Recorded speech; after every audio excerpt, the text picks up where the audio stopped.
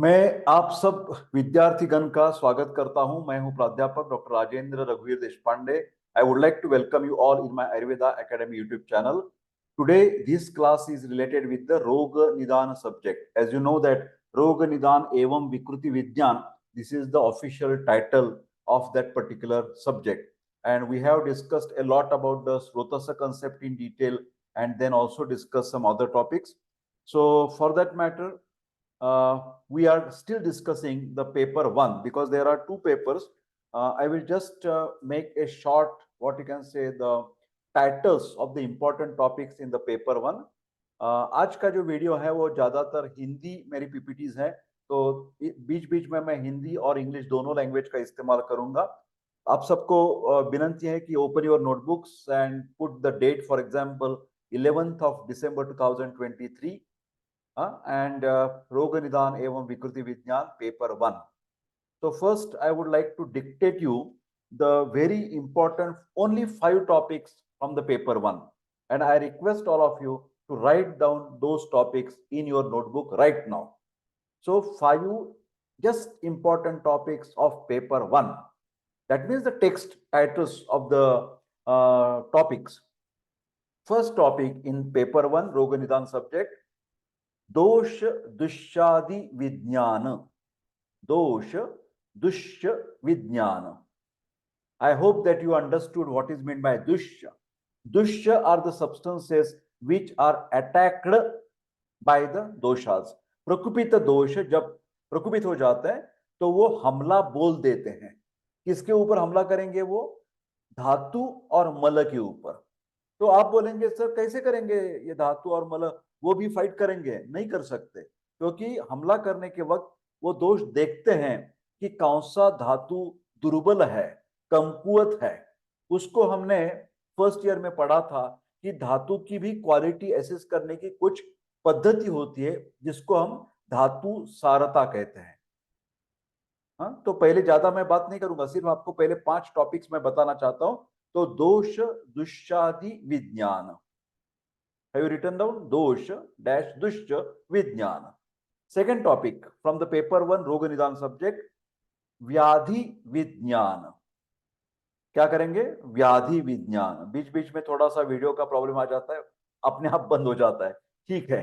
व्याधि विज्ञान second topic, व्याधि विज्ञान। तीसरा जो है ना वो मॉडर्न वाला है, मतलब बेसिक पैथोलॉजी। हाँ, it's a total modern pathology, basic pathology करके थर्ड पॉइंट है पेपर 1 में, ठीक है। फोर्थ पॉइंट जो हमने पढ़ चुका है उसका बहुत इंपॉर्टेंट है, वो निदान पंचक। आपको याद होगा 5 चीजें मैंने बताई थी कि व्याधि के लिए हमें सोचना है तो ये 5 चीजें बहुत जरूरत है। निदान, पूर्व रूप, रूप, उपशय और संप्राप्ति। ये सब के सब हमने देख चुके हैं, तो उसको बोलते हैं निदान पंचक, व्याधि का ज्ञान कराने के लिए। और fifth topic from paper 1, that is परीक्षा विज्ञान। रुग्ण की परीक्षा करनी चाहिए हमें, रुग्ण की परीक्षा, तो उसको बोलते हैं परीक्षा विज्ञान। उसमें ज्यादातर त्रिविध परीक्षा आती हैं, दर्शन, स्पर्शन, प्रश्न। देन दशविध परीक्षा आ जाती हैं, दृश्यम, देशम, बलम, कालम, अनलम, प्रकृतिम, वयः, सत्वम, सात्म्यम तथा आहारम, अवस्थाश्च पृथक विदः। ठीक है। तो आज हम ज्यादातर हमने आप आज तक बात कौन सी की है? स्रोतस की बात कंप्लीट की है और निदान पंचक का भी भाग जो है हमने देख लिया है। अभी थोड़ा थोड़ा फर्स्ट ईयर की जो पॉइंट्स है वो अभी इस पेपर में है, पेपर 1 में। तो आज मैं 2 चीजों की डिस्कशन करने वाला हूं। पहली बात तो है कि ये देखिए आप आपके सामने है paper 1 contents, paper part A है, और उसमें पॉइंट नंबर 1 to 6 जो है ना वो ज्यादा था, 1.6 बोलते हैं उसको। तो आप लिख दीजिए पॉइंट कौन सा है, मैं आपको डिक्टेट करने वाला हूं। ध्यान से देखिए, हेतु, हेतु, भेद, हेतु कॉमा, हेतु मतलब कॉजेस, भेद टाइप्स कॉमा, लक्षण, लक्षण ऑफ अग्निदुष्टि, ऑफ अग्निदुष्टि। अग्नि की बात करेंगे, अग्निदुष्टि की आज बात करेंगे। हमारी डाइजेस्टिव फायर क्यों बिगड़ जाती है, ये पूछा गया क्वेश्चन है। अग्निदुष्टि के बारे में हमेशा पूछा जाता है final year exam, final university के एग्जाम में। तो आज हम अग्नि दृष्टि की बात पहले करेंगे, ठीक है। ध्यान से सुनिए, अग्नि दृष्टि। तो ये कौन सा वाला पॉइंट है, ये देखिए यहाँ पर 1.6। जैसे मैंने फर्स्ट पॉइंट आपको बता दिया था ना, दोष दुष्चादि विज्ञान, याद है ना। अभी 5 पॉइंट तो आपने लिख लिए हैं, तो उसमें से पहला पॉइंट है दोष दुष्चादि विज्ञान। तो इसमें से एक छठावा पॉइंट जो है वो अग्नि दृष्टि वाला पॉइंट। हाँ, चालू करते आगे आगे। थोड़ा सा हो सकता है मैं पावर पॉइंट प्रेजेंटेशन करता हूं, तो देखिए बड़ा स्क्रीन हो गया, आपको देखने में आसानी हो जाएगी। ये देखिए यहाँ पर लिखा है हेतु, देख रहे हैं ना, हेतु का मतलब कॉजेस, भेद मतलब टाइप्स, प्रकार होते हैं ना, और लक्षण सिम्टम्स होते हैं। अग्नि दृष्टि, अग्नि बिगड़ गया हमारा, कैसे पहचानेंगे। पहले तो अग्नि का महत्व भी पूछा जाता है, ये तो फर्स्ट ईयर वाला टॉपिक है। अग्नि के प्रकार आपको मालूम है? अग्नि के प्रकार तो बहुत सारे, जैसे स्रोतस है ना, अपरिसंख्य होते हैं, उसके मोजदात हम नहीं कर सकते। उसी तरह मेटाबॉलिक प्रोसेस जो है ना हमारे शरीर की, हर सेल में चलते हैं मेटाबॉलिज्म, एनाबॉलिज्म एंड कैटाबॉलिज्म। तो हर सेल में ये अग्नि होते हैं। फिलहाल व्यवहारिक दृष्टिकोण से उनकी गणना 13 इंपॉर्टेंट है। कृपा करके लिख दीजिए 13 अग्निज, लिख दीजिए 13। मैं उनके नाम बताने वाला हूं आपको। देखिए, पहले वाला लिखना है आपको जाठरा अग्नि, जो हमारी सेंट्रल डाइजेस्टिव सिस्टम होती है ना, ये माउथ है, देन हियर इज अन्न नलिका बोलते हैं ना, एसोफेगस है, आमाशय है, स्टमक है, आंत्र है, स्मॉल इंटेस्टाइन, लार्ज इंटेस्टाइन। तो इन सब में जो भी डाइजेस्टिव एंजाइम्स है उसको हम जाठराग्नि के नाम से आयुर्वेद में जानते हैं। बाद में क्या हो जाता है, हमारी ब्लड फॉर्मेशन चलती है, रक्त की निर्मित है, रस की धातु की निर्मित है, रस, रक्त, मांस, मेद, अस्थि, मज्जा, शुक्र, हर एक धातु के अपनी अपनी स्रोतस होती हैं। और हर एक धातु में, उस स्रोतस में, उनकी चयापचय प्रक्रिया के लिए, मेटाबॉलिक प्रोसेस के लिए हर धातु का एक अग्नि बताया गया है। उनका नाम दिया है धात्वग्नि। तो पहला मैंने एक कौन सा नाम दिया था, एक वाला है जठराग्नि। तो हर एक धातु का अलग अलग, तो धात्वग्नि कितने होंगे? 7 धात्वग्नि होंगे, 7, क्योंकि धातु 7 है। रसाग्नि, रक्ताग्नि, मांसाग्नि, मेदाग्नि, अस्थिग्नि, है ना, मज्जाग्नि और शुक्राग्नि। हर एक धातु का एक एक अग्नि, उसको बोलते हैं धात्वग्नि। और ये हो गए, कितने हो गए देखिए, 1 जाठराग्नि, 7 धात्वग्नि, तो कितने हो गए? 8 हो गए ना। अभी 5 बाकी है। 5 लिखिए, 5 पंचभूताग्नि, ये ना 5 बेसिक एलिमेंट्स। कौन से हैं वो? पृथ्वी, आप, तेज, जल, वायु और आकाश। पृथ्वी, पृथ्वी, आप, तेज, वायु और आकाश। पंचभूताग्नि भी होते हैं, जैसे कि पृथ्वी का है पार्थिवाग्नि, जल का है जलाग्नि, तेज का है तेजाग्नि, वायु का है वायुवेग्नि, आकाश का है आकाश अग्नि। तो पंचभूत के भी अपने अपने अग्नि होते हैं। तो आपको 13 अग्निज पता होनी चाहिए, और ये सब के सब बहुत इंपॉर्टेंट है। सबसे महत्वपूर्ण है जाठराग्नि, ये पूछा जाएगा वाइवा को आप। ये अग्नि, सब अग्नि क्या करते हैं देखिए, आयुर्वर्णो बलम स्वास्थ्य, एक एक करके देखिए। आयु का मतलब है हमारी जीवन बनाते हैं वो लोग।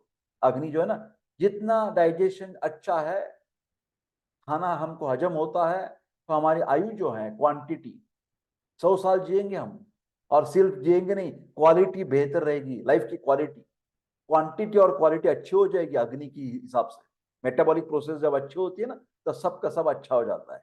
उसके साथ वर्ण, हमारी स्किन के जो कलर एंड कॉम्प्लेक्शन बोलते हैं, लस्टर, वो अच्छा बन जाएगा। बल, फिजिकल एंड मेंटल स्ट्रेंथ हमारी अच्छी हो सकती है जब अग्नि अच्छा है, मेटाबॉलिक प्रोसेस अच्छी है, स्वास्थ्य, हेल्दी कंडीशन, उत्साह, एनर्जी हो जाएगी, उपचय, नरिशमेंट। ये देखिए, एक एक शब्द करके देखिए यहाँ पर।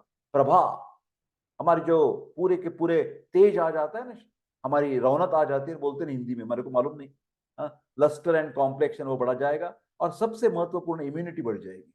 क्यों भैया? ये ओज देखिए, ओज, ओज आयुर्वेद का जो शब्द है, वो पूरे के पूरे 7 धातु का इसेंस, अच्छी अच्छी चीजें लेकर सप्त धातु की ये ओज बन जाता है।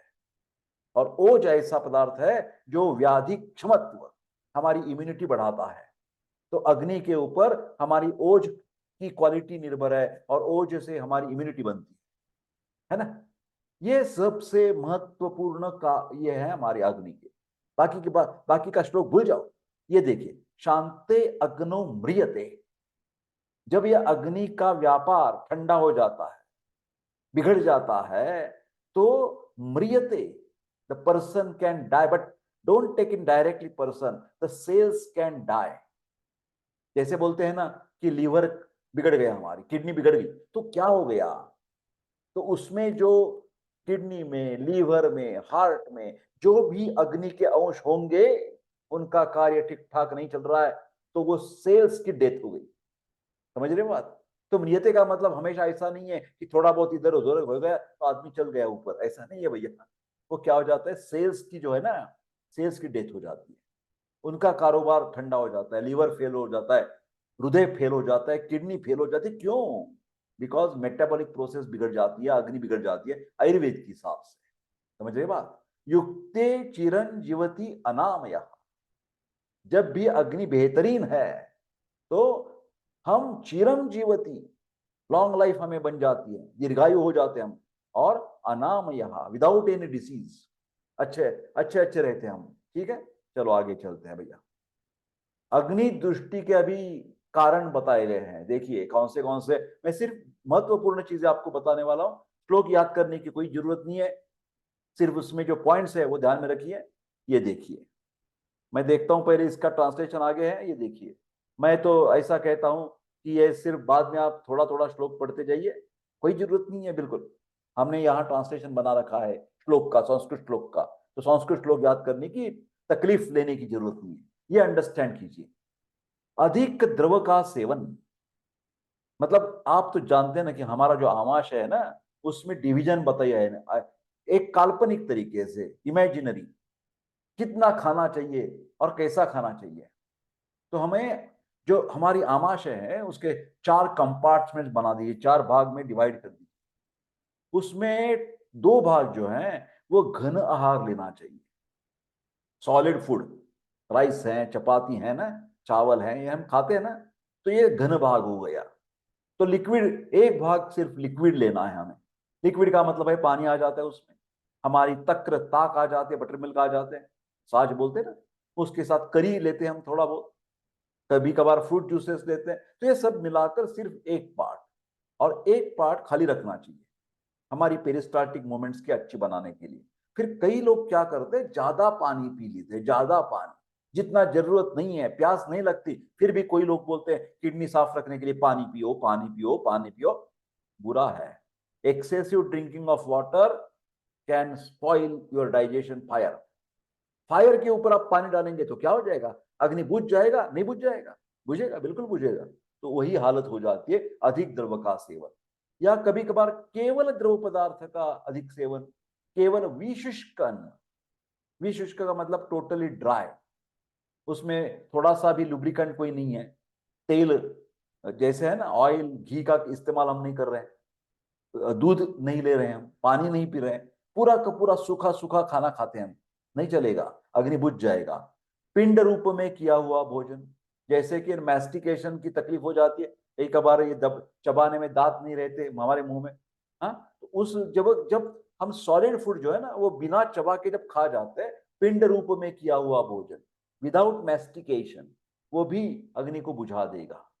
ठीक है, द्रवादि से गीला नहीं किया हुआ भोजन, अभी अभी मैंने कहा कि आयुर्वेद ने भोजन के समय पानी पीने का एक तरीका बताया मेरे प्यारे दोस्त, कैसे पीना चाहिए पानी। पहले पिएंगे, खाना खाने के पहले पिएंगे, 10 मिनट ज्यादा पानी पी लेंगे और खाना खाने को बैठ गए आप, तो क्या हो जाएगा? आप नो बिल्कुल, जिसको वेट लॉस करना है वो हो सकता है, क्योंकि अग्नि बुझ जाएगा, खाना कम जाएगा आपको।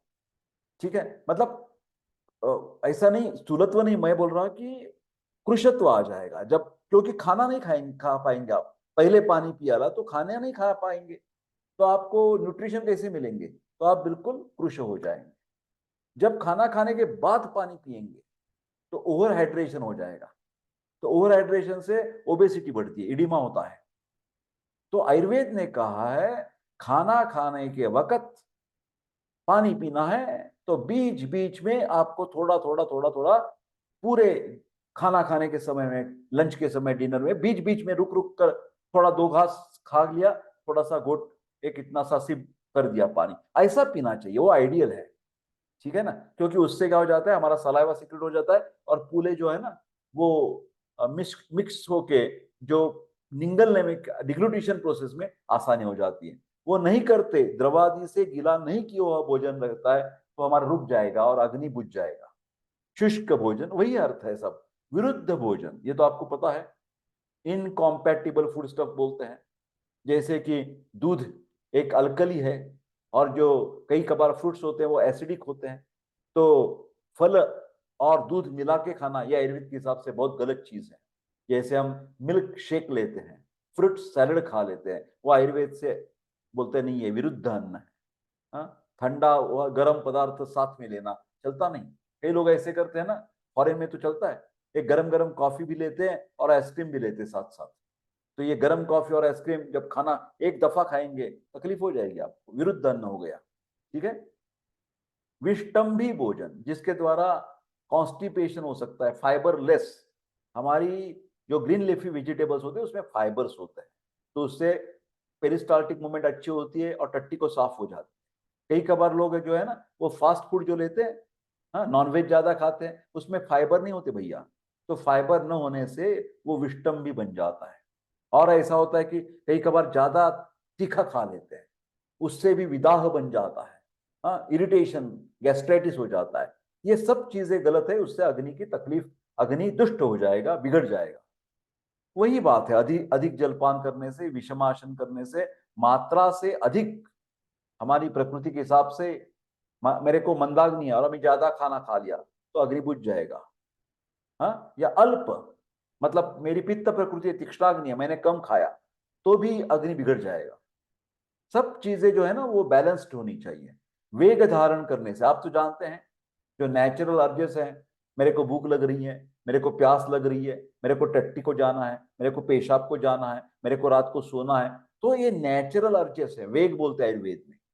वो फोर्सफुली दबाने से बिल्कुल तकलीफ हो जाएगी, उससे अग्नि की तकलीफ, अग्नि दुष्ट हो जाएगा। जैसे कि मानो को आपको पेशाब को जाना है और कुछ काम की वजह से आप नहीं जा रहे हैं, 2-3 घंटा रुक लिया वो पेशाब, क्या वैसी बात टट्टी की, जाना है आपको, फिर कुछ कुछ वजह से आप नहीं जा पा रहे हैं और ऐसे बार बार हो रहा है, तो उसको बोलते हैं वेग विधारण। वो गलत चीज है, उससे भी अग्नि की दृष्टि हो जाती है। और स्वप्न विपर्य, जहां पर देखिए स्वप्न, स्वप्न का मतलब होता है ना नींद, तो रात को जागना, हाँ, मध्य रात तक जागना और 12-1 रात को सोना, ये गलत चीज है। और उसी तरह दिन में सोना, ये भी गलत है। दिन में नहीं सोना है और रात को मैक्सिमम 9, 9:30, 10 बजे तक सो जाना चाहिए आइडियली। एक आध दफा कुछ इधर उधर हो गए तो बात अलग है, फिर कंटिन्यूअसली आप गलती करते रहेंगे तो अग्नि बिगड़ जाएगा, दुष्ट हो जाएगा। अभी ये बात चल रही है मानसिक तौर पर, सिर्फ फिजिकल प्रॉब्लम से या शारीरिक कुछ चीजों से अग्नि बिगड़ता ऐसा नहीं है, मानसिक स्तर पर भी कुछ गड़बड़ी हो गई तो अग्नि बिगड़ सकता है। देखिए, ईर्ष्या, जिसको हम जेलसी बोलते हैं, भय, अननेसेसरी फियर है हमारी माइंड में, कुछ भय है, तो उसके हिसाब, उसका मन का जो है ना इफेक्ट, वो शरीर पर हो जाता है और शरीर का इफेक्ट मन के ऊपर हो जाता है। उसकी इसलिए ये अग्नि दृष्टि कैसे बोल सकते हैं हम, ये साइकोसोमैटिक इलनेस है। साइकोसोमैटिक, साइको का मतलब होता है माइंड और सोमा का मतलब होता है शारीरिक पेशी। तो मन का असर हमारे पेशी पर, हमारा अग्नि के ऊपर भी पड़ता है। हम खाना खाने बैठे और हमारे पेरेंट्स हमें डांट रहे हैं, कुछ गलती की, बच्चे ने कुछ गलती की और उसके पेरेंट्स उसको डांट रहे हैं खाना खाने के वक्त, उसको खाना हजम होगा? नहीं होगा भैया, उसको खाना जाएगा ही नहीं बिल्कुल। वो बोलेगा नहीं चल रहा, मैं बस इतना ही माना को खाना है, और जो भी खाया वो भी हजम नहीं होगा। क्यों? उस इफेक्ट हो जाता है माइंड के ऊपर। तो हमेशा आनंदित, प्रफुल्लित, प्रसन्न मन से खाना खाना चाहिए। ठीक है। ये क्रोध, कुछ मन में ऐसे बैठे हुए लोगों की तरफ कुछ आपकी मतलब एंगर, एंगर है मन में, हाँ, हॉट टेम्पर्ड है आप, तो उससे भी खाना मतलब अग्नि दृष्टि हो सकती है। लोभ है, दीनता है, कुछ ना कुछ आपको मजबूरी हो रही है आपको जीने में, आप अच्छी तरह से खुले आम मुक्त जीवन नहीं जी रहे, दीनता, कारुण्य, मतलब कुछ इंफीरियरिटी कॉम्प्लेक्स आपके मन में है, द्वेष युक्त, हाँ, दूसरे व्यक्ति की तरफ आपका मन में द्वेष चल रहा है, तो उसी से भी अग्नि दुष्ट हो जाएगा। ये देखिए, दोष भेद से पाचक अग्नि के 4 भेद होते हैं। ये पित्त दृष्टि होने पर अग्नि तीक्ष्ण हो जाएगा, बार बार आपको खाने का जी करेगा, नॉर्मल से ज्यादा कह रहा हूं मैं। कफ दृष्टि से अग्नि बुझ जाएगा, मंदाग्नि हो जाएगा, जितना ऑप्टिमल खाना चाहिए उतना भी आप खा नहीं पाएंगे। जैसे आप जानते हैं कि कुछ बीमारियां हैं, ट्यूबरकुलोसिस है, कैंसर है, उसमें एनोरेक्सिया होता है, खाना खाने की इच्छा ही नहीं होती। जैसे जॉन्डिस मालूम है आपको, पीलिया रोग बोलते हैं ना, इन्फेक्टिव हेपेटाइटिस, उसमें भी खाने की इच्छा ही नहीं होती लोगों को। तो ये मंदाग्नि का संकेत कर रही है। विषमाग्नि, विषमाग्नि का मतलब ऐसा हो जाएगा कि कभी कभार इतनी इतनी भूख लगती है कि पूछो मत, आप सह नहीं पाते, you cannot tolerate that hunger sensation. और समटाइम्स कुछ दफा ऐसा होता है कि बिल्कुल भूख नहीं लगती, बिल्कुल। तो ये दोनों जो है ना, दोनों एक्सट्रीम्स, वो भी विषमाग्नि का संकेत करते हैं, और वात दृष्टि के हिसाब से वो होता है। और समाग्नि का मतलब होता है पूरे तीनों दोष बैलेंस कंडीशन में है। ये देखिए, तीक्ष्णाग्नि की सब बातें, मंदाग्नि की सब बातें लिखी, जैसे मैंने अभी कहा ना, वो तरफ हो जाता है। ये देखिए, कुछ चीजें मैं आपको अभी ये जो ना थोड़ा सा एक्सप्लेन करेंगे आपको। ये देखिए, तीक्ष्णाग्नि लिखा है यहाँ पर, ठीक है। चरक विमान स्थान का ये श्लोक है।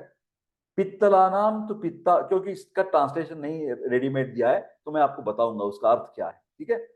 पित्त अभिभूत है, जिसमें पित्त डोमिनेंट है, तो तीक्ष्णाग्नि हो सकता है, ठीक है। तो क्या हो जाएगा इससे, ये देखिए, मुहुर्मुहु, बार बार आपको खाने की इच्छा हो जाएगी। प्रभुतम, अपि अन्नम आशुतरम पचती, थोड़ा सा भी खा लिया, ज्यादा भी खा लिया तो हजम हो जाएगा और फिर आपको भूख लगेगी। हाँ, उसके बाद जबकि उसका जो पचन होने का जो टाइम है खाना खाने के बाद में, उस समय आपको गल, तालु, ओष्ठ, शोष हो जाएगा। इसको पहचानेंगे कैसे, ये तीक्ष्णाग्नि का दृष्टि है, तो उसके आपके पूरे शरीर में थोड़ा सा बर्निंग सेंसेशन चालू हो जाएगा। ये थ्रोट रीजन में, या चिक्स के अंदर, मुंह के अंदर, ओष्ठ, सब आपको जैसे लगेगा कि कुछ ऐसे बर्निंग हो रहा है मेरे को। तो वो क्या कर सकता है, ये तीक्ष्णाग्नि का इंडिकेशन कर रहा है। संताप जनयति, कई कबार थोड़ा बुखार भी आ सकता है, कई कबार मेंटली इरिटेशन भी हो सकता है। हाँ, तो ये सब सिम्टम्स है इसके, किसके, ये तीक्ष्णाग्नि वाले। तो चरक विमान स्थान भी आपको देखना पड़ेगा, और सुश्रुत सूत्र स्थान भी आपको देखना पड़ेगा। यहाँ पर एक व्याधि का नाम मैंने लिखा है, ये देखिए, भस्मक व्याधि। Never do fasting, it 4 times a day. जब आपको भस्मक व्याधि जैसी शिकायत, भस्मक का मतलब होता है ना, जो भी खाते हजम कर लेगा, जो भी खाया हजम हो गया।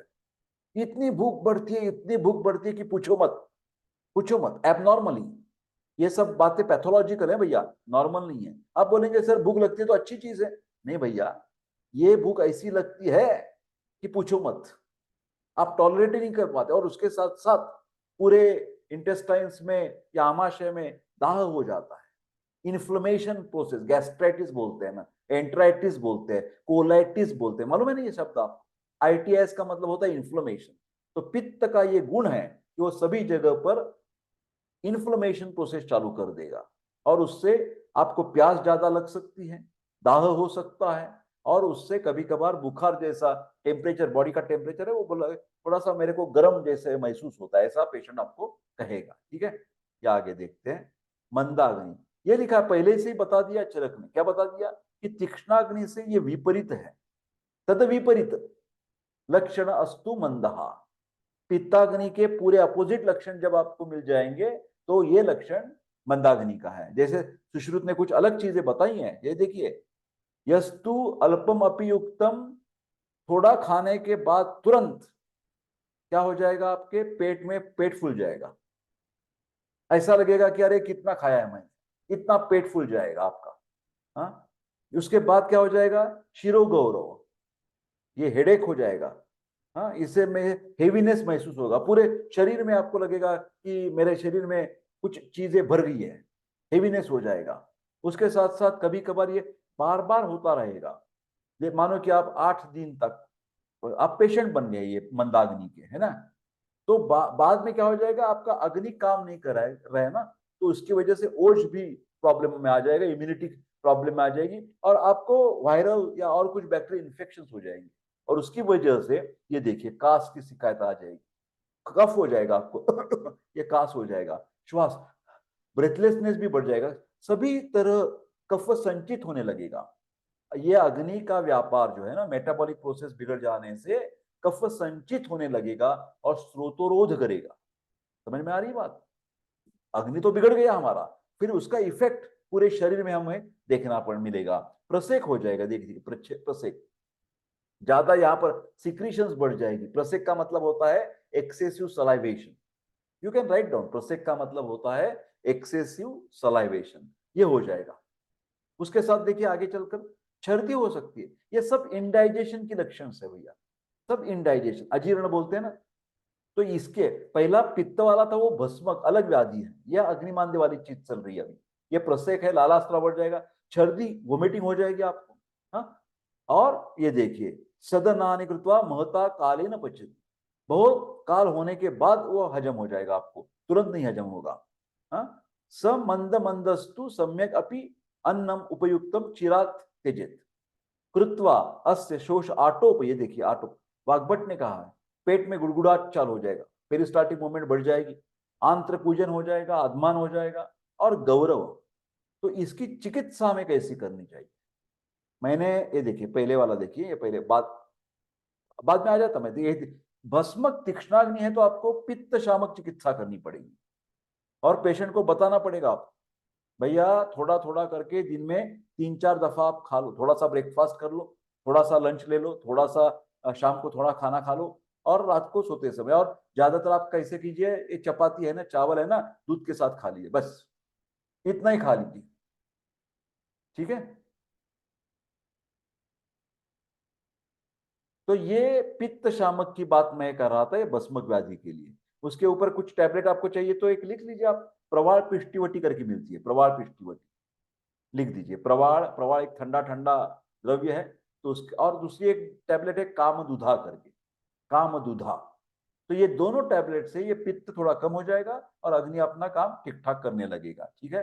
फिर उसको कभी भी बोलना कि फास्टिंग मत करना, वो बोलेगा सर मेरा ये शनिचर का मैं करता हूँ, ये गणेश जी का करता हूँ, या और रिलीजियस होता है, सर नहीं मेरे को वजन करना है इसलिए मैं डाइट कर रहा हूँ, नहीं चलेगा भैया। आपका तीक्ष्णाग्नि हो गया है तो आपको पित्त को शमन करना पड़ेगा, फास्टिंग नहीं करना आपको, ठीक है। आगे देखिए, मंदाग्नि तो कफ के द्वारा हो गया है, कफ है ना इधर, तो कफ के लिए क्या करेंगे हम, कफ के लिए बिल्कुल ज्यादा हो गया है तो दीपन पाचन करेंगे, एक टैबलेट लिख लीजिए आप भैया, त्रिकटु, त्रिकटु टैबलेट मिल जाती है, सुंठ मरीच पिप्पली की, त्रिकटु टैबलेट दे सकते हैं उसको।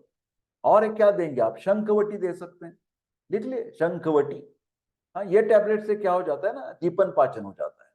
और उसके बाद आम निकल जाने के बाद स्टिल आपको ऐसा लगता है कि नहीं भैया ये कफ अभी भी थोड़ा है शरीर में, उसको तकलीफ हो रही है पेशेंट को, तो उसके वमन दे सकते हैं हम। हाँ, शोधन प्रक्रिया कर सकते हैं, वो वमन के द्वारा दूषित कफ जो है ना, ज्यादा भरा हुआ कफ, वो निकाल देंगे। और उसके बाद जो अग्नि को धीरे धीरे बढ़ाएगा, कुछ दफा हम उसको बोलेंगे लंघन भी कर लो भैया, वमन के बाद तो हम करते हैं संसर्जन क्रम, उससे भी उसकी अग्नि की वृद्धि हो सकती है। और बाद में चलकर हम चित्र का आदिवटी देंगे, उसको क्या बोलेंगे, लिख दीजिए आप, चित्र का आदिवटी। चित्रक है ना, फायरी सब्सटेंस है, वनस्पति है चित्रक, प्लम्बैगो जिलेनिका बोलते हैं उसको, चित्रक का पर्याय शब्द है अग्नि। तो चित्रक वटी मिलती है बाजार में, चित्रक वटी। हाँ, त्रिकटु बल दिया मैंने, और उसके साथ साथ पंच कोलासो आप कृपा करके लिख दीजिए, पंच कोलासो। हाँ, पंच, पंच का मतलब 5, पिप्पली, पिप्पली मूल, चित्रक शुंठी, ये सब मिलाकर चव्य चित्रक शुंठी, ये 5 जो है ना ये द्रव्य, ये थोड़े तीखे होते हैं, तो उससे भी ये मंदाग्नि को फायदा मिल जाएगा, ठीक है। आगे चलते हैं, विषमाग्नि है, विषमाग्नि ये वात के द्वारा बनता है, ये तो आपको पता चल गया, ये देखिए चरक विमान स्थान है। हाँ, उसने देखिए वातला नाम तू वात अभिभूते, वात अभिभूत, अभिभूत का मतलब ज्यादा है, तो ये क्या करेगा, देखिए सुश्रुत क्या बोलते हैं, यह कदाचित सम्यक पचती, कभी कभार खाना हजम कर देता है और कभी कभार तकलीफ बढ़ जाती है। देखिए क्या करता है, कदाचित, कदाचित देखिए 2 शब्द है, यहां एक बार लिखा है कदाचित सम्यक पचती, कई कबार आपका लक है तो खाना हजम हो जाएगा, नहीं हो गया तो कभी कभार क्या हो जाएगा, आत्मान। आत्मान का मतलब होता है पेट फूल जाना, टिम्पैनाइटिस। ये दो शब्द देखिए ध्यान से, आत्मान और एक आटोप है। एक आत्मान है और एक आटोप है, दोनों वात है। आत्मान का मतलब सिर्फ फूल जाना, पेट ज्यादा फुल है, जैसा गैस है पेट में ऐसा हो सकता है, गैसियस डिस्टिंक्शन। और आटोप का मतलब होता है ना, ज्यादा ज्यादा वो पेरिस्टाल्टिक मूवमेंट्स के साउंड बाहर निकलते हैं, बोरबोरिगम उसके ऐसा ऐसा कुछ उसको शब्द है। तो आटोप अलग है, आत्मान सिर्फ गैसियस डिस्टिंक्शन, और आटोप का मतलब साउंड प्रोडक्शन, उसमें साउंड आने लगते हैं। तो ये देखिए यहाँ पर शूल होगा, वात है तो शूल होना ही है, पेन इन एब्डोमेन। देन कभी कभार क्या हो जाता है, ये देखिए यहाँ पर शब्द है अतिसार। और यहाँ पर एक एक हिडन शब्द है। मैं ज्यादा ये संस्कृत को आपको तकलीफ नहीं देना चाहता, सिर्फ बताना चाहता। यहाँ उदावर्त एक शब्द है। उदावर्त का मतलब होता है जो नॉर्मल वात की गति होती है ना, अनुलोमन, वो प्रतिलोम हो जाती है, अपोजिट डायरेक्शन में आ जाएगा वात, तो उसको बोलते हैं उदावर्त। ध्यान से सुनिए, वात की नॉर्मल गति बिगड़कर वो उल्टा चला गया तो उसको बोलेंगे उदावर्त। अतिसार हो सकता है, ठीक है। गौरव है, ज्यादातर पूरे शरीर में ऐसा गौरव महसूस होगा। आंत्र पूजन, जैसा आटोप बोला ना, यह आंत्र पूजन है। और प्रवाहन, जब आप टट्टी को जाएंगे तो आसानी से नहीं हो जाएगी, आपको कुंथना पड़ेगा, ट्रेनिंग करना पड़ेगा करके, बाद में टट्टी हो जाएगी आपको, तो उसको बोलते हैं प्रवाहन। प्रवाहन का मतलब है ट्रेनिंग। ये सब चीजें आ जाएगी विषमाग्नि वात के लिए। विषमो धातु वैषम्यम करोति विषमम पचन, ये खाना इरेग्युलर पचाता है और धातु को भी तकलीफ देता है। चिकित्सा क्या करनी है, वात है तो वात के लिए हम क्या करेंगे भैया, वात के लिए वात के गुण की अपोजिट द्रव्य इस्तेमाल करेंगे। जैसे वात रुक्ष होता है ना, तो यहाँ स्निग्ध कुछ देंगे उसको, हाँ, त्रिवृत लेह देंगे, जाम देंगे, है ना। और नहीं तो मेडिकेटेड कुछ घी देंगे उसको खाना हजम होने के लिए, ठीक है। अम्ल, सावर सब्सटेंसेस दे सकते हैं, जैसे लेमन जूस दे सकते हैं। लवण रस प्रधान, थोड़ा थोड़ा नमक डालकर कुछ चीजें दे सकते हैं।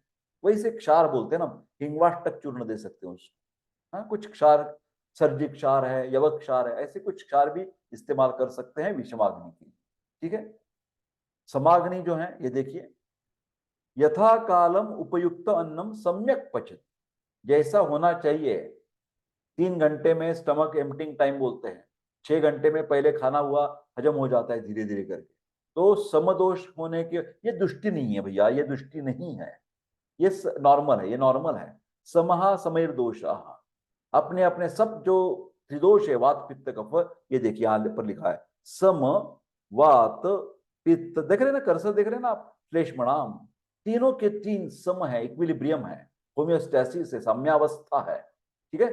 यह पचेत सम्यक वेगा अन्नम भुक्तम सम्यक, सब सम्यक सम्यक सम्यक, सम्यक का मतलब है बैलेंस्ड, ठीक है। तो उसको आयुर्वेद ने लिखा है, ऐसा आपका भला भांति अग्नि है आपके शरीर में। सब लोगों जो नॉर्मल पीपल होते हैं, पेशेंट नहीं है, हेल्दी पीपल है ना, उसमें शरीर में तो समाग्नि होगा। समझ रही है आप बात। तो समाग्नि का यह देखिए लास्ट वाली लाइन, रक्षा करनी चाहिए ऐसा बोला है, रक्षा, हाँ, उसको रक्षा, प्रोटेक्ट करना चाहिए। आप बोलेंगे सर समाग्नि है तो प्रोटेक्ट कैसे करेंगे, सिंपल से भैया, हमारे खान पान के कुछ नियम तो याद होंगे आपको। मैं 3 शब्द आपको यहीं पर बताना चाहता हूं, वो आपको लिखना है, लिखना ही है, 3 दफा बोलूंगा हर एक शब्द। पहला शब्द मेरे, अष्टौ, अष्टौ, आहार विधि विशेषायतन, लिख दीजिए भैया। अष्टौ का मतलब होता है 8, आहार विधि विशेष आयतन, मतलब खाना खाने के वक्त, खाने के बारे में जब सोचते हैं तो ये 8 चीजें मायने रखती हैं। ये क्रिया शारीर का सब्जेक्ट है भैया, कृपा करके बुक खोलकर देख लीजिए। सिर्फ आपको अष्टौ, आहार विधि विशेषायतन, एक शब्द पूरा लंबा लिख लीजिए अभी, और बाद में देखिए। दूसरा एक शब्द मैं आपको कहना चाहता हूं, लिखिए भैया, लिखिए। दूसरा शब्द आहार विधि विधान, दूसरा शब्द मैंने बता दिया आपको, आहार विधि विधान। फिर क्या है इसका मतलब, rules and regulations of eating, खाना कैसे खाना चाहिए। कैसे खाना चाहिए। और तीसरा एक शब्द लिखिए भैया, तीसरा एक शब्द लिखिए, आहार परिणामकर भाव। आहार परिणामकर भाव। खाना हजम होने के लिए ये 6 चीजें बताई गई। अभी पूरा लेक्चर उसके ऊपर मैं नहीं लूंगा, सिर्फ आपको 3 शब्द बता दिए मैंने। आहा अष्टौ, 8 चीजें कौन सी हैं, ध्यान से। अभी लिखना तो बंद हो गया आपका, 3 लिख लिए। एक बार बता दूं आपको, ठीक है। पहला शब्द बताया था अष्टौ, लिख रहे हैं ना आप। आहार, एक शब्द बोल रहा हूं मैं, अष्टौ आहार विधि विशेष आयतन। ओ माय गॉड, कितना लंबा है सर शब्द, क्या करेंगे हम। दूसरा मैंने बता दिया था, दूसरा शब्द आहार विधि विधान, इंटू ब्रैकेट रूल्स, RULES। और तीसरा शब्द मैंने बता दिया, आहार परिणामकर भाव। अभी ये पहला वाला शब्द है ना, अष्टो आहार विधिशायतन, उसके 8 नाम मैं जल्दी जल्दी बता देता हूं आपको, क्योंकि मेरे को और एक पीपीटी आपको दिखानी है, ये बंद करके। प्रकृति, करण, संयोग, राशि, देश, काल, उपयोग संस्था और उपयोगिता, ये 8 चीजें हैं। फिर एक बार वंस मोर, यस। प्रकृति, करण, संयोग, राशि, देश, काल, उपयोग संस्था और उपयोगिता, हो गए 8 चीजें। Please open after my lecture, if you have the textbook of the Kriya Sharir, just look it over there. Okay, then I think this is over. Now I will just the lecture is not over, please wait. I'm just stopping this sharing and I will open another PPT for you. Okay, just wait. Stop sharing, just wait my dear friends. I will go and try to find out another PPT first, then I will have to go to the desktop.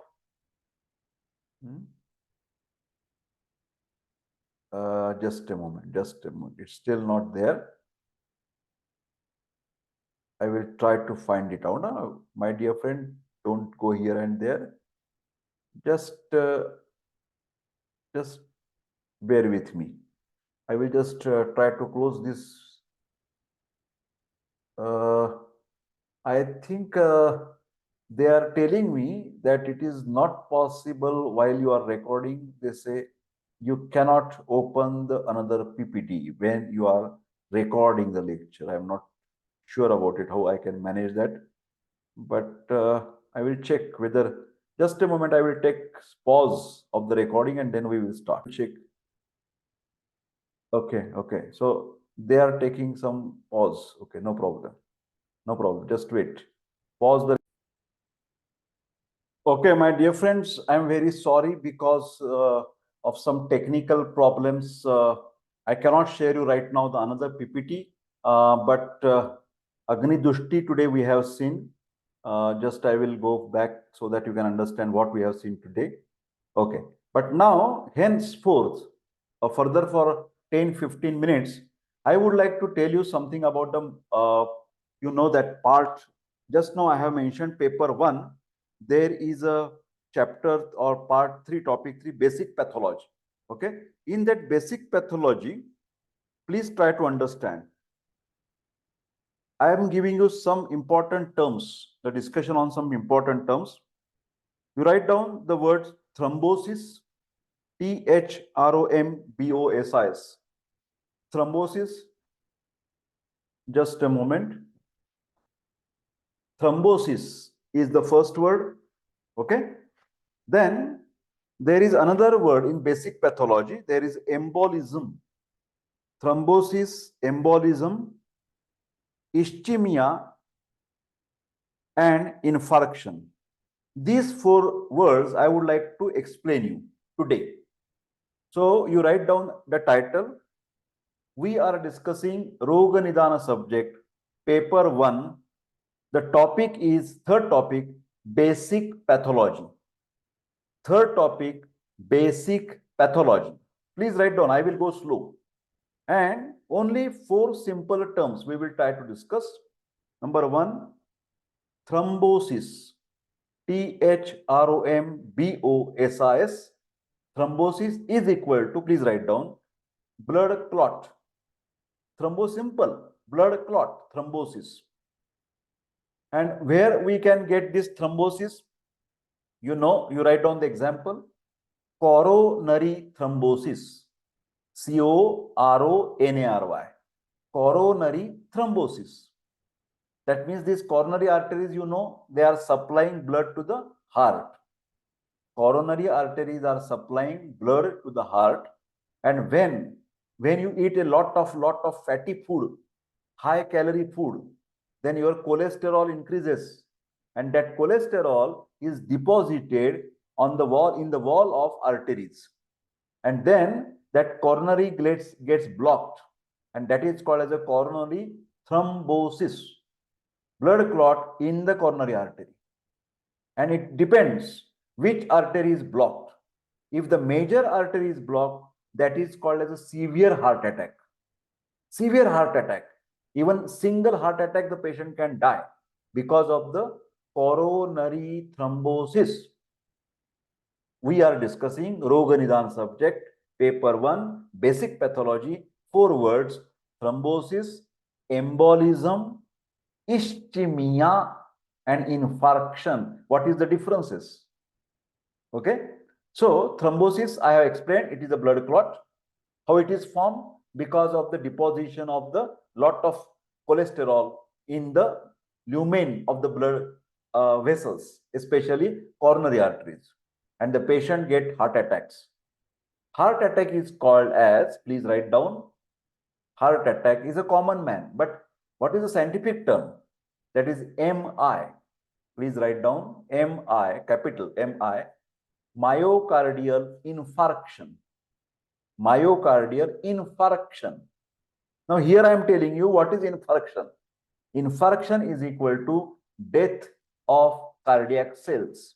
Please write down death of cardiac cells. That is infarction. Infarction, स्रोतोरोध हो जाएगा, because coronary arteries में ये thrombosis बन जाने से जो blood supply होना चाहिए हार्ट को मैं बता रहा हूं, वो हार्ट मसल्स को भी ब्लड चाहिए ना, वो तो पूरे शरीर को ब्लड देता है, फिर उसको भी ब्लड चाहिए, वो कौन देता है? वो कोरोनरी आर्टरीज देते हैं। तो उसमें जब रुकावट आ जाएगी थ्रोम्बोसिस की वजह से, तो उसके सप्लाई किए हुए जो सेल्स होते हैं, कार्डियक मसल होते हैं, वो डेड हो जाएंगे, और कार्डियक मसल्स डेड होने का जो नामकरण है उसको बोलते हैं इन्फार्क्शन। कभी कभी क्या हो जाता है, वो स्रोतोरोध इतना पूरा नहीं होता, मतलब पूरा ट्रैफिक जैम नहीं है, थोड़ा थोड़ा ब्लड चल रहा है, फिर जितना चाहिए उतना नहीं है, मतलब ब्लड सर्कुलेशन तो हो रहा है हार्ट को, उसका रक्त मिल रहा है हार्ट को भी, फिर जितना चाहिए उतना नहीं मिल रहा है, blood supply to the heart muscle is not correct, तो उसको बोलते हैं इस्चीमिया। ISCHAEMIA। इस्चीमिया का मतलब होता है less blood supply. Ischaemia, less blood supply. And what is infarction? Stop, पूरा का पूरा 100% stopping of the blood supply is infarction, and less blood supply is ischaemia. पूरा का पूरा ब्लड फ्लो स्टॉप हो गया हार्ट का, तो कार्डियक जो मसल्स है वो डेथ उनकी हो जाएगी, और जोरदार हार्ट अटैक आने से वो व्यक्ति भी चली जाएगी। फिर कभी कभार शुरू में क्या हो जाता है, वो एकाएक बंद नहीं होता, वो ब्लड सप्लाई कम कम होके एक बार बंद हो जाता है। तो कम होने का मतलब है, जैसे मैंने कहा अभी, इस्चीमिया, और इसके द्वारा जो हृदय में तकलीफ होती है उसको बोलते हैं angina pectoris. Please write down ANGINA, angina pectoris, PECTORIS। ये भी हृदय की बीमारी है, हार्ट अटैक तो सबको मालूम है, ये एंजाइना पेक्टोरिस नाम किसी को पता नहीं होता। एंजाइना पेक्टोरिस का मतलब होता है कि उसके चलते समय या टेकड़ी चढ़ते समय, ये कुछ घर के स्टेप्स चढ़ते समय उसको ज्यादा जब वर्क करता है तो उसको लगता है कि सांस फूल गई है मेरी, और चेस्ट में दर्द होने लगता है, हाथ में दर्द होने लगता है, रेडिएटिंग पेन बोलते हैं, रेट्रोस्टर्नल थोड़ा सा डिस्कम्फर्ट होने लगता है। और जब वो श्रम करता है चलने फिरने का तो उसको लगता है नहीं मैं बैठ जाऊं, नहीं तो मेरा जोरदार ये पेन बढ़ जाएगा, तो उसको बोलते हैं अंजाइना पेक्टोरिस। तो कार्डियक मसल जो है वो, ऐसा मान सकते हैं आप कि अंजाइना एक लैटिन शब्द है, तो उसका मतलब होता है I cry, cry, CRY, crying का मतलब है रोना। तो कार्डियक के मसल्स जो है ना वो रोने लगते हैं। कितना देखिए मजेदार शब्द है अंजाइना। अंजाइना का मतलब होता है आई, आई है ना आई, क्राई, CRY। हृदय के स्नायु रोने लगते हैं। क्यों? उनको जो ब्लड होना चाहिए वो नहीं आ रहा है, उन तकलीफ पहुंच रही है उनको, और उसके कारण वो दर्द होने लगता है। उसको बोलते हैं अंजाइना पेक्टोरिस। ये अंजाइना पेक्टोरिस का जो डायग्नोसिस होता है वो स्ट्रेस टेस्ट हम जब करते हैं उसके द्वारा ही होता है। ट्रेडमिल बोलते हैं, ऐसा एक मशीन रहता है ना जिसके ऊपर वो पेशेंट को बोलते हैं चलो आप उसके ऊपर मतलब स्टेपिंग करते रहो, वो चलता रहता है, नीचे वाला पट्टा जो है ना वो स्टेपिंग करता रहता है, उसको बोलते हैं ट्रेडमिल। ट्रेडमिल, और उसके साथ साथ ये इलेक्ट्रोड्स लगाए रहे होते हैं, और वो पूरा स्क्रीन के ऊपर कंप्यूटर के ऊपर डॉक्टर देखते रहते हैं, अरे उसके ईसीजी में कुछ चेंजेस आ रहे हैं क्या, ईसीजी में चेंजेस आ रहे हैं क्या। जब ज्यादा चलता चलता है ना वो ऐसे ऐसे करके वो पहले बेल्ट के ऊपर, तो एकाएक उसमें क्या हो जाता है, क्यू वेव आने लगती है, या कुछ एसटी सेगमेंट का एलिवेशन होने लगता है, या टी वेव इन्वर्ट होने लगती है, तो डॉक्टर बोलते हैं अरे रुको रुको भैया, रुको भैया, आपके ईसीजी चेंजेस आ रहे हैं। तो उसके द्वारा स्ट्रेस टेस्ट के द्वारा ये अंजाना का डायग्नोसिस किया जाता है, विच इंडिकेट्स द इश्चिमिया। अभी एक ही शब्द बाकी है ना मेरे ख्याल से, एम्बोलिज्म। एम्बोलिज्म का मतलब होता है घूमती फिरती जो ब्लड क्लॉट होता है उसको बोलते हैं एम्बोलिज्म। एक स्टेबल ब्लड क्लॉट, एक ही जगह पर रुका हुआ जो ब्लड क्लॉट होता है उसको बोलते हैं थ्रोम्बोसिस। और जो ब्लड क्लॉट है वो रक्त के द्वारा पूरे शरीर में घूमती रहती है उसको बोलते हैं एम्बोलिज्म। ध्यान से देखिए, ये ज्यादातर एम्बोलिज्म का एक मैं प्रॉब्लम बता देता आपको। एक पैर में ना जो वेरिकोसिटी होती है ना, जो रक्त वाहिनियां फैल जाती हैं, बड़ी हो जाती हैं, क्योंकि स्टैग्नेशन ऑफ द ब्लड, उसको वेरिकोज वेन्स बोलते हैं। उसमें कभी कभार आगे चलकर एक शिकायत पैदा हो जाती है, उसको बोलते हैं डीवीटी। आप नाम लिख दीजिए डीवीटी, हाँ, डीप वेन थ्रोम्बोसिस करके है, डीप वेन थ्रोम्बोसिस। ये इतना खतरनाक है ना, काफ पेन में दर्द होता है, काफ पेन मालूम है आपको, पैर को दर्द होने लगता है। और ये डीप वेन थ्रोम्बोसिस होता है तो उसको जो काफ मसल्स है ना उसको हम हाथ नहीं लगा सकते, उसको बोलते हैं टेंडरनेस आ गया, उसको बहुत तकलीफ होती है। और ये कभी कभार वो दुखता है करके, पेन होता है करके, कुछ लोग ऐसा जोर से मसाज करेंगे उसके ऊपर तो बहुत डेंजर हो जाएगा। क्या हो जाएगा सर? वो जो डीप वेन थ्रोम्बोसिस है ना उसमें से कुछ ऐसा क्लॉट निकल जाएगा, ब्लड का जो टुकड़ा है ना क्लॉट का, वो गुठली निकल जाएगी और पूरे शरीर में घूमकर कभी कभार लंग्स में आ जाएगी, और एकाएक आपका सांस बंद हो जाएगी। यस, ऐसे मेरा पेशेंट है, उसको हो गया था ये। क्या हो गया था उसको? प्रॉब्लम था डीवीटी का। वो पैर में दर्द, बहुत पेन हो रहा था। उसने बोल दिया किसी मसाजिस्ट को कि जरा मसाज करके देखो, तो भैया ने मसाज कर दिया, और unfortunately within some minutes the patient die. Because क्या हो गया, वो थ्रोम्बोसिस से एम्बोलिज्म बन गया। चलती फिरती जो गुठली मैंने बताया ना आपको उसको बोलते हैं एम्बोलिज्म। थ्रोम्बोसिस तो एक जगह पर ठहरी, उसमें कुछ नहीं है, फिर उसमें से कुछ अलग निकल कर, ब्लड क्लॉट्स निकल कर पूरे शरीर में चलते रहे तो उसको बोलते हैं एम्बोलिज्म। और एम्बोलिज्म कहीं भी जाकर रुक सकती है। कभी कभार ये कार्डियक की बंद हो सकता है, ब्रेन का भी कार्य बंद हो सकता है। जहां जाएगी माइन्यूट कैपिलरीज में या आर्टरीज में वो उसको ऑब्स्ट्रक्ट कर देगी, वो एम्बोलिज्म जो है वो। और एकाएक कुछ भी सांस बंद होना या ब्रेन पैरालिसिस का अटैक आना, ऐसी कुछ शिकायत हो सकती है एम्बोलिज्म के द्वारा। समझ रहे हैं आप बात? थ्रोम्बोसिस बता दिया मैंने, एम्बोलिज्म बता दिया। अब थोड़ी सी बात ना थोड़ी साइंटिफिक तरीके से आपको कर देता हूं। Thrombosis is a mass, MASS, ये एक गुठली है, मास, फॉर्म्ड फ्रॉम, किससे बनती है? Formed from the constitution of the blood, रक्त के द्वारा ये बनती है, within the intact cardiovascular system during the life. ये मास गुठली बन जाएगी हमारी ये पूरे सर्कुलेटरी सिस्टम में। The process of its formation is called as a thrombosis करके बोलते हैं, है ना। तो थ्रोम्बोस अलग है और थ्रोम्बोसिस प्रक्रिया है। थ्रोम्बोस का मतलब है गुठली और थ्रोम्बोसिस का मतलब है जो थ्रोम्बोस बनने वाला जो प्रक्रिया है उसको बोलते हैं थ्रोम्बोसिस। उसके कौन से घटक उसके लिए जिम्मेदार हैं? पहले तो है कि वेस्क्युलर वॉल, जो आर्टरीज होती है उसकी जो वॉल होती है वो ज्यादा रफ होने से वो उसमें ब्लड या कोलेस्टेरॉल संचित होने लगता है। दूसरा प्रॉब्लम आ जाता है, उधर प्लेटलेट्स भी जमा हो जाते हैं, प्लेटलेट्स, थ्रोम्बोसाइट जिसको बोलते हैं। और तीसरा है द कोएगुलेशन सिस्टम, ये बिगड़ जाती है। तो इसके द्वारा ये सब मिलकर ये गुठली बना देते हैं। इसके कॉमन कॉजेज कौन से क्यों ये थ्रोम्बोस बनता है हमारे शरीर में? तो पहला है कि एडवांस्ड एज, जो बुढ़ापा चलता है उसके दौरान एथेरोस्क्लेरोसिस हो जाता है। उस बीमारी का, तकलीफ का नाम क्या है, पैथोलॉजी का नाम क्या है? Atherosclerosis.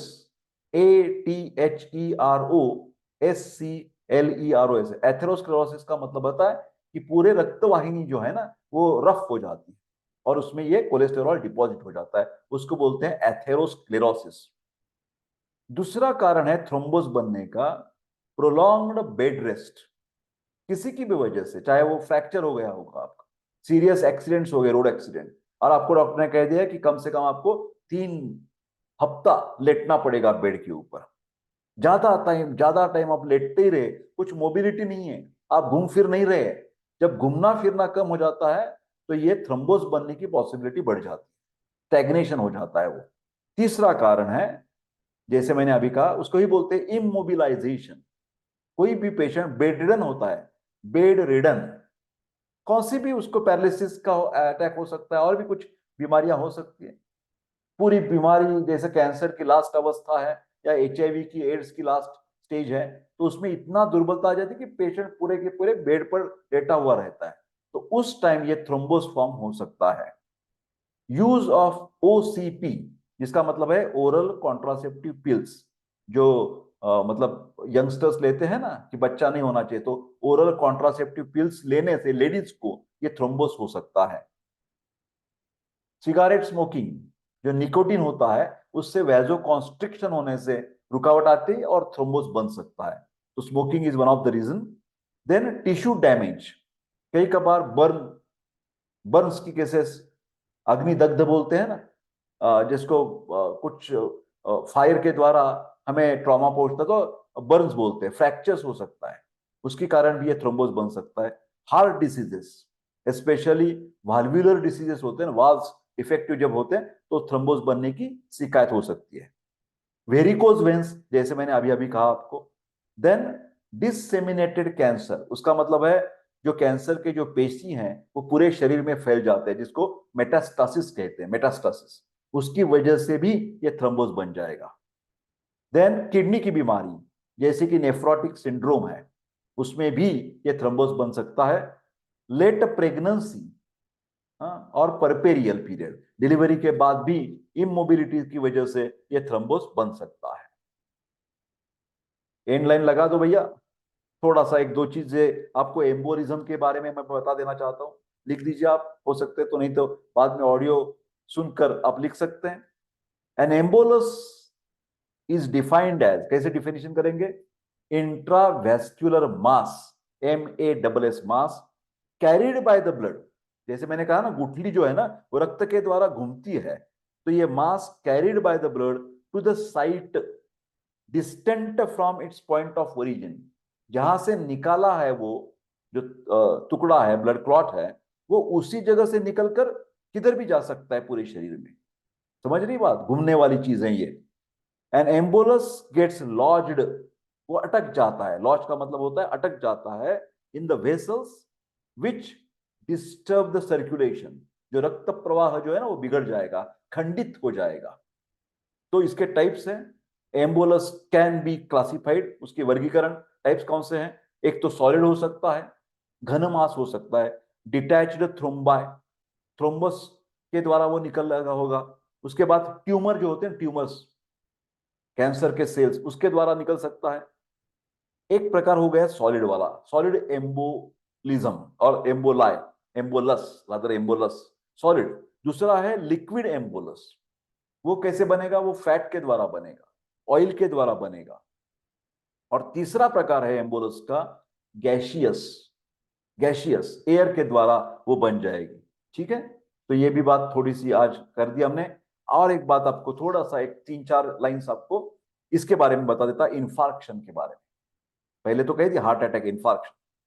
So what is infarction in pathology, basic pathology, रोग निदान subject? Area of ischemic necrosis. ध्यान से देखिए, नेक्रोसिस है। नेक्रोसिस का मतलब होता है डेथ, सेल डेथ। क्यों? इस्चिमिक, रक्त पुरोठा, रक्त सप्लाई, ब्लड सप्लाई कम होने के कारण जब सेल्स मृत हो जाते हैं तो नेक्रोसिस बोलते हैं।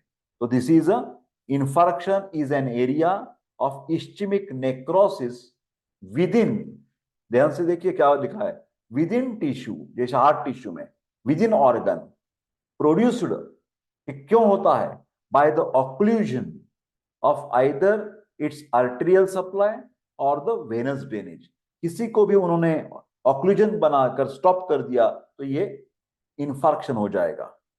उसके टाइप्स क्या हो जाते हैं? एक तो पहला होता है एनीमिक टाइप ऑफ और पेल टाइप ऑफ और white type of the infarction, और दूसरा होता है हिमोरेजिक टाइप ऑफ द और रेड कलर का ये इंफार्क्शन हो सकता है। और तीसरी बात होती है सेप्टिक, सेप्टिक भी हो सकता है। हाँ, जिसमें पस है, जिसमें इंफेक्शन है, ऐसा भी इंफार्क्शन हो सकता है।